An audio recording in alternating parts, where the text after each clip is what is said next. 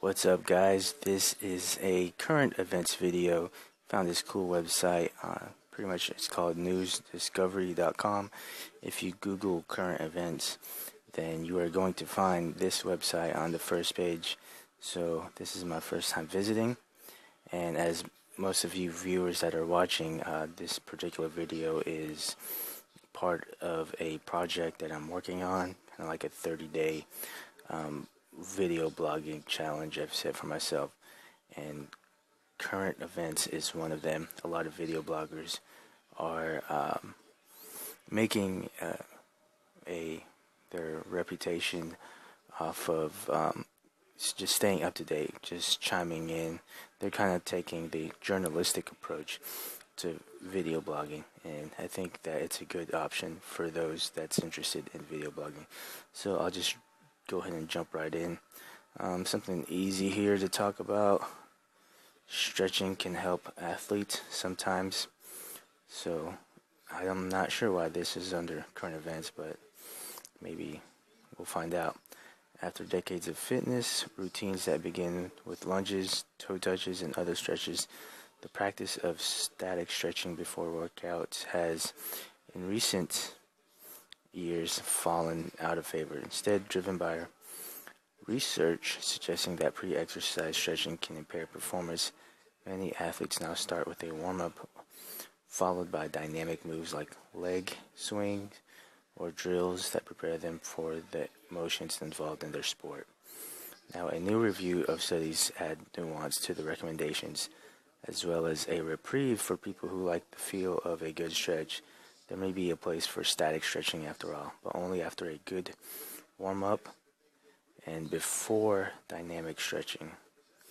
So static stretching is best after a good warm-up and before dynamic stretching. Okay, static stretching also appears to be most beneficial if done for short periods of time. On that note, I think static stretching can be meditative for some, and that's why some people like doing static stretching. Probably after a workout, maybe, and maybe when it's done by itself as a lone activity, kind of like at night, because there's something meditative and relaxing about static stretching.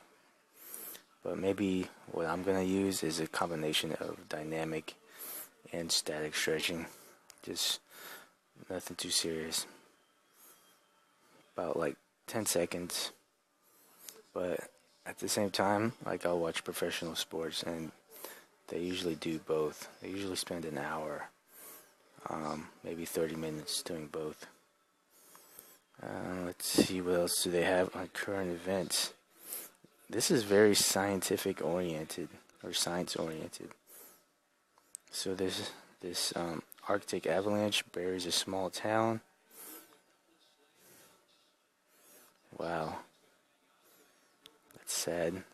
I heard that some survival equipment that folks like in Alaska, Antarctica, what they use is a floaty around their neck, and if an avalanche were to occur, the equipment would inflate, or it's already inflated and they're skiing around with a float around their neck. It's pretty cool. And there's also avalanche oxygen emergency tanks. Not as heavy as a regular oxygen tank, but still pretty, still got some weight to it, but not to the point where it's going to hinder activity. So, another update on here. Let's look at human.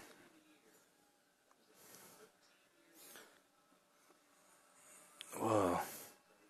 Could a human not in our species still exist? This is going to be talked about forever, but let's go ahead and dive into this one. An ancient species of human from China, thought to be long extinct, likely survived until at least the last ice age, 14,000 years ago, new research finds since the time frame of the so-called red deer cave people, as well as Homo florensis from Indonesia, overlapped for many years with that of Homo sapiens, it is possible, however remote, that a human not in our species could still exist. So, that's crazy, but it sounds like rhetoric. Moms had their hands full. Prehistoric moms had their hands full. That's not surprising. From rocket bikes to mystery Siberian craters, check out adventures. What's going on with space? So, I made an attempt. I'm not sure what happened to the last file.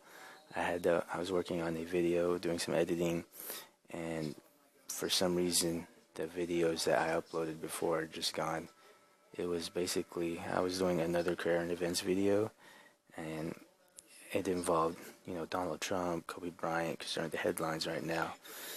But I think that choosing something less political and less mainstream is kind of a cool idea if you are going to get into news type video blogging. You will have a more targeted niche, but at the same time, talking about things that are popular, trending, such as Kobe Bryant, Donald Trump. Those, in my opinion, you will definitely get some traction from it. So, like I've posted videos before when talking about sports and stuff like that, like Oscar De La Hoya when he was making headlines, and those picked up some natural views without me even promoting them. Okay, I'm gonna go ahead and sign off and go ahead and make your video for current events. And if it's not your cup of tea, then at least you would know. But maybe it is your cup of tea.